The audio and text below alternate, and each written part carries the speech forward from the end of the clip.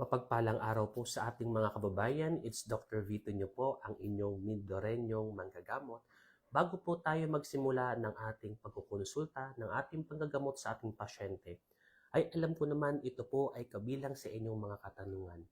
Lord, bakit po ba hindi pa ako nagaling? Lord, bakit po ba kailangan ko pong magdanas ng paghihirap na to? Bakit kailangan ko po ba magkasakit? At bakit ko po ba kailangan pa mag-antay sa inyo kung kailan nyo ko pagagalingin? Kayang-kaya nyo naman akong pagalingin sa isang iglap na hindi kailangan ng doktor.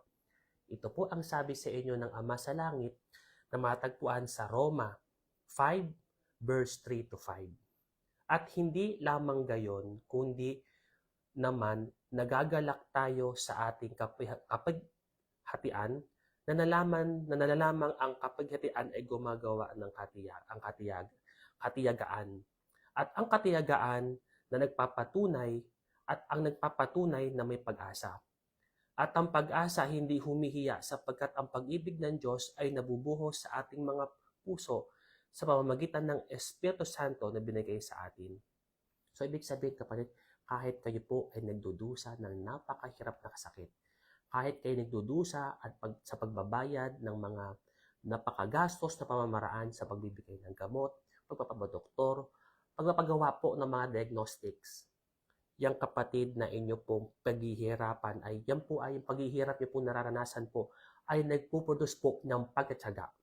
Dahil lang sabi po, ang pagkatsaga po ay nagpapatunay na may pag-asa. Kahit pa napapansin nyo ang baba ng inyong tsansa, sinabi na maluba ang inyong sakit. Ang sabi ng Ama sa Langit, sapagkat ang inyong pagtitiyaga sa inyo ay nagpapatunay na may pag-asa. So kahit pa sabihin namin mababa ang tsansa, mababa po, mahal po ito, maliit ang pag-asa. Pero ang sabi ng Ama, ito sabi lamang po bilang ng isang doktor, pero ang sabi ng Ama sa Langit, ang pagtitiyaga mo anak ay nagpapatunay na may pag-asa. Sapagkat ang pag-asa po ay hindi po humihiya, sapagkat ang pag-ibig ng Diyos ay nabubuhos sa banal na Espiritu na ibinigay sa atin. So, ganoon naman po pala may pag-asa Panginoon, no?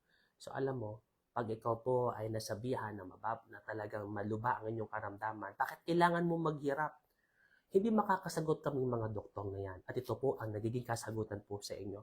Sapagkat kapag may pagtitiyaga, may nagpapatunay po ng pag-asa, at ang pag-asa po ay hindi humihiya. At ang pag-asa po na yan ay dahil po sa pag-ibig ng Diyos na binigay po niya sa Espiritu para po ibigay sa atin. Kaya huwag kayong mag-alala kapatid.